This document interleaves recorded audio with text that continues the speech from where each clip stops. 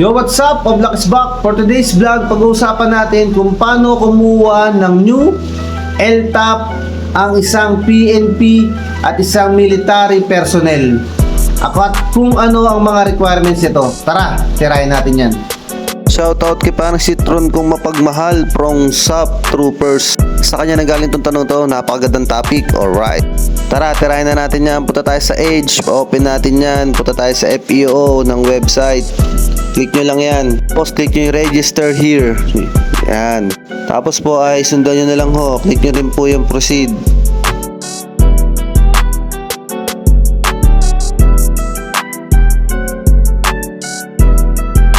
Click po natin yung select, pindutin po yung individual. Lahat po ng information ay fill upan nyo po. Lalo na yung may kulay pula na star. Dapat nyo po talagang fill upan lahat yan.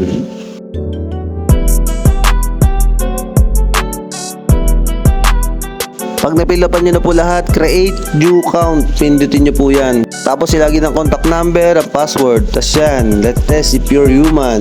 Yung magbibigay ng tanong, hats po ang pipiliin, 5 po ang pipiliin lagi.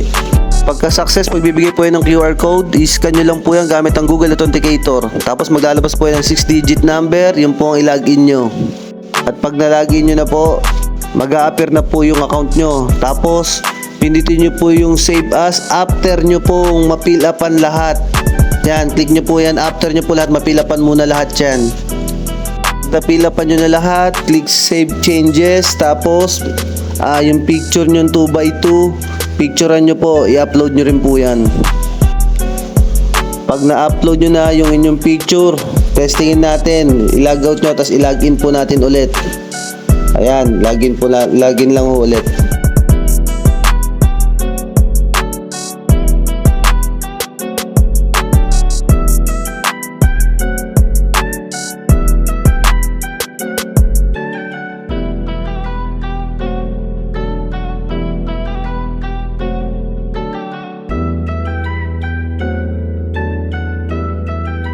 Tapos, i-click nyo po yung select service, yung kulay dilaw.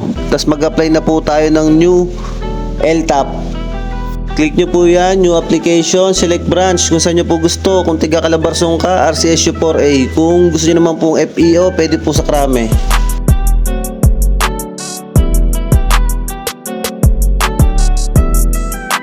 License validity, syempre 10 years lagi yan para mahaba-haba. Select license type. Type 1 para mura. Kung gusto nyo magdami, type 2 para hanggang 5. Next time pag-usapan po natin yan kung anong difference ng mga type. Tapos click nyo lang po yan proceed. At ayan na, mag-appear po yung inyong application. Tapos tignan nyo lang po kung yung mga requirements. Pag-usapan din natin yan, yung mga requirements na yan sa susunod na topic. Pag na-complete nyo na po lahat ng requirements, click submit nyo lang po. Ayun po, pag naklik nyo na ang submit requirements, kompleto nyo na lahat, maglalabas po yun ng for approval ni CFLD, tapos for approval ni FEO.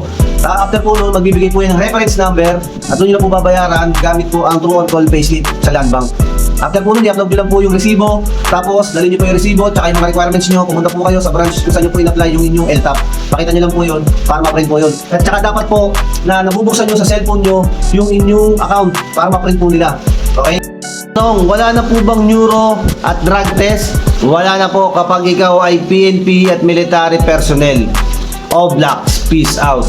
Alright.